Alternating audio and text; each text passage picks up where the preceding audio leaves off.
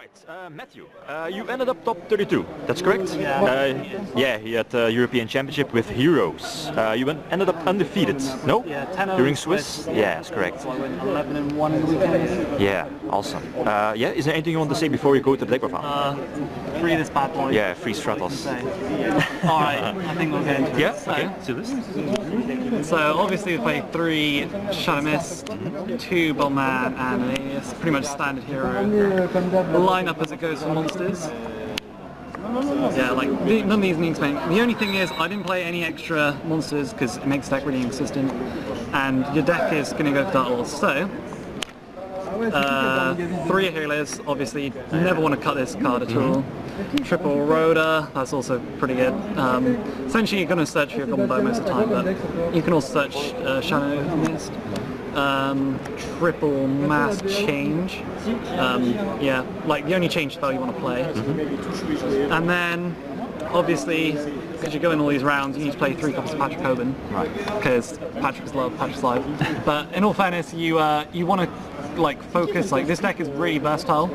I honestly think it's the most versatile deck in the format. It's certainly much better than Tunlights, and in terms of stun and just consistency and everything. Yeah. So, but yeah, so this card's incredible. And also, you can also pitch off Summon a Monk as well. So, you really need to play this card. I opted to go with like this as my back row removal as such. Lance is really cool, but you don't want to play 3 because it's only good at holding the line, but it doesn't extend your plays. So yeah, and MST is just good against a lot of decks. Mass Charge, inconsistent, but really good. Yeah, 1 is perfect.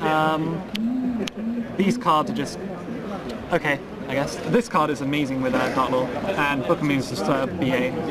So I guess what makes my list a bit more interesting is these cards. So essentially I'm playing 7 copies of Hero Lives. This is another reason why I don't want to play 3 lands, is because Call Horn is slightly better because it allows you to extend your plays even if the Dark Lord gets ruined. The only thing is if the lands, you can get OTK'd, whereas if you have the lands you can survive it. So, but what's really cool about the Oasis is if your Shadow Mist, if you change the monster with Oasis, the Oasis actually goes to the graveyard, so it means you have more back row space, unlike the Cool Haunted where I just get lots of one-off traps really. So these 2 are pretty much self-explanatory, apart from, yeah, I know 2000's a lot with the Hero Lives, but like Warning with Dark Lord up is just game. Warning with this up is game. Dark Lord with this against Burning Mist is really good. Also it's a Digit out as well. It's really good because in this deck you need to disrupt summons and disrupt their plays, so that's what this is. And Mirror Force is okay on the weekend, I can't really remember drawing it. And then 2 chains. Probably should have been, I'm not sure whether to play 3 chains or that, but I decided this was going to be better against like Clipper and Burning Mist. Yeah. So the deck is actually really consistent. I only remember about 3 games where I actually didn't open Dark Lord, so there's some way to get into it. So if we do the extra deck, 3 of the Law, because you need to lay down the Law. And basically, you always want to play 3 just so you never run out. These cards are also good. He's probably come up the least, but you can make OTK push him. And also he's a slight out to towers, like my only out to towers. So yeah, and then just a bunch of rank 4s.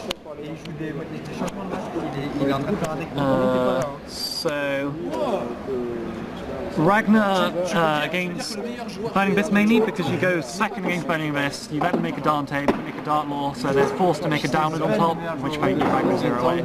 Yeah. 101, just additional. It's really good with emptiness, I guess, and also because you have Dark Lord up, it's only you'd only really want a second cast out if you short matchup. Dweller, self-explanatory. Excited like this card's pretty good. Emerald, he's probably one of the most important actually because you can. With Alias, you can also special summon back from the graveyard, but he allows you to recycle your blades. Samurai, he was Excalibur before, but you can make OTKs with Summon Monk, which you can do before. This guy is just, I love it so much. Basically, I go when it rains Ritual Beast, and I manage to block his ambush because of this. For game, and then the most versatile rank 4 in the game, probably the best one to see. So that's that. And now for all these lovely tokens by the British hero. shout out to Mikkel Gruner, who signed my token like 2 years ago. So obviously one trial now. So 2 Max C inside deck for Burning Mist. Also for Ritual Beast, it's okay. They were going to be Iron Walls, but I figured that if I was going to go here into Ritual Beast, I'll just take the loss, although I did beat him. 2 Chalice, this deck has a really hard Shadol matchup, so played all these cards. I sided 1 for the mirror match if anyone actually plays this deck, but no one did. Yeah. These are for Clip Up and Burning Mist, because you just want to side out your traps really, because traps aren't really good against them. Nightmare is for the Necros matchup. These 2, because I didn't have room in the extra deck because it's so tight, and then this is really good against Necros, because you can, not only is it Dark for Dark Law, you can outward Djinn Lock, and also if you're pinned down by Denko, you can just Row for Doom Lord, banish it, and then all your traps are online. So yeah, that's the deck. So Matthew, any last words? I really rate the deck. Shout out to all my friends who made it happen, like Vlad, Alex. Okay, Matthew, thanks for the deck, and congrats with your top 32 spot here at the European Championship. Thank you.